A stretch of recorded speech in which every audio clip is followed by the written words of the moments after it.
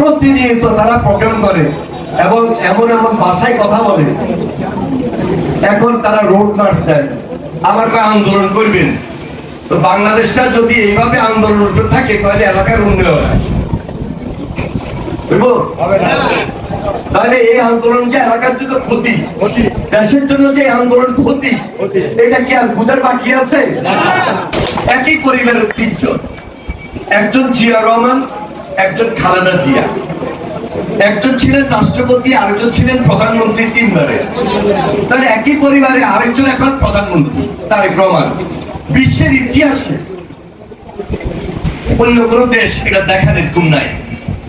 তাহলে আল্লাহর যদি হুকুম না হইত, ভালো কাজ যদি না করতেন, দেশপ্রেমিক যদি না হইত, জনবান্ধব যদি না হইত, গণবান্ধব যদি না হইত, একই পরিবারের তিনজন রাষ্ট্রের দায়িত্বে থাকতে পাইতেন?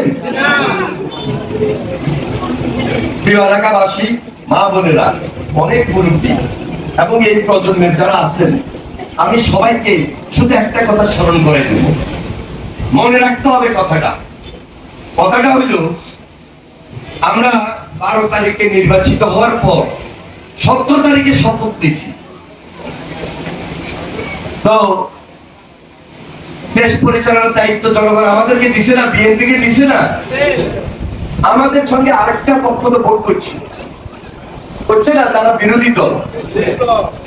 আমরা যদি শপথ দিছি, তারা কিন্তু সেদিন উপস্থিত হয় নাই, আমাদেরকে সহযোগিতাও করে নাই। এখন পর্যন্ত তারা কইতেছে যে আন্দোলন করব। হাসিনার বিরুদ্ধে আমরা আন্দোলন করছি 17 বছর, করতে যে আমরা ক্ষতিগ্রস্ত হয়েছি।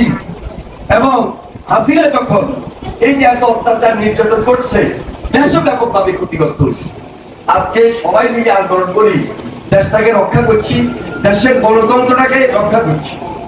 এখন আমাদের কাজ হলো এই রক্ষা থেকে সুরক্ষা করা এবং নতুন ভাবে বাংলাদেশ থেকে গড়ে তোলা। তাহলে কি বিরোধী দলের সহযোগিতা লাগবে না? তাহলে আমরা যেদিন দায়িত্ব নিলাম, সেদিন তারা আমাদের সঙ্গে উপস্থিত ছিলেন না। এবং খেয়াল করবেন, প্রতিনিয়ত তারা প্রোগ্রাম করে এবং এমন এমন ভাষায় কথা বলে। এখন তারা রোড মার্চ দেয়, আমার আন্দোলন করবেন। তো বাংলাদেশটা যদি এইভাবে আন্দোলন করতে থাকে তাহলে এলাকার উন্নয়ন তাহলে এই আন্দোলন যে এলাকার জন্য ক্ষতি, দেশের জন্য যে আন্দোলন ক্ষতি, এটা কি আর বুঝার বাকি আছে? আসলে তারা আন্দোলনটা করতেছে, মনে করতেছে যে বিএনপিকে জিম্মি করি, আন্দোলন করি। হাসিনা যেরকম মনে আছে একসময় 172-73 দিন হরতাল দিই, দেশের মানুষকে জিম্মি করি, একবার ক্ষমতা আইছিল। আজ তো দেশের 12টা বাজায় দিচ্ছে 17 বছর।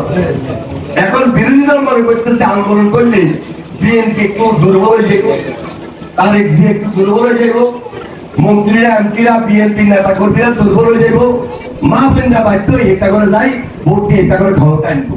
এই সুযোগ কি দেওয়া যাবে? এই সুযোগ যেন দেওয়া না যায়। এই জন্য আমরা একদিকে আমাদের মা বোন, আরেকদিকে আমাদের দলীয় এই মুরব্বী এবং প্রজন্মের নেতা কর্মী, যুবক, ছাত্র, তরুণ, সবাইকে নিয়ে ঐক্যবদ্ধভাবে আমরা মাঠে থাকি, কাজ করবো ইনশাআল্লাহ। মানুষের মুখে যদি হাসি থাকে, পুরা হাসি পুরাইতে না পারলো, চেষ্টা যে আমাদের মহৎ, উদ্বেগটা যে আমাদের মহৎ, আমরা যে চেষ্টা করি বাড়িতে বাড়িতে যাইতেছি। এই যে ওসি সাহেব বক্তৃতা দিয়েছেন, ওসি সাহেবকে আমরা বারবার বলছি, এলাকায় যদি মাদক থাকে, আমি কারোর ছিলি না, আমি ওসি সাহেব দিয়েছি, এটা বন্ধ করতে হবে। তারপরও আমাদের যারা এলাকার মুরব্বীরা আছেন, যুবক, ছাত্র, তরুণরা আছেন, তারা যদি সামাজিক আন্দোলন করি, ওসি সাহেবকে সহযোগিতা করে, নিশ্চয়ই মাদক মুক্ত এই দ্বিগুণী হবে না।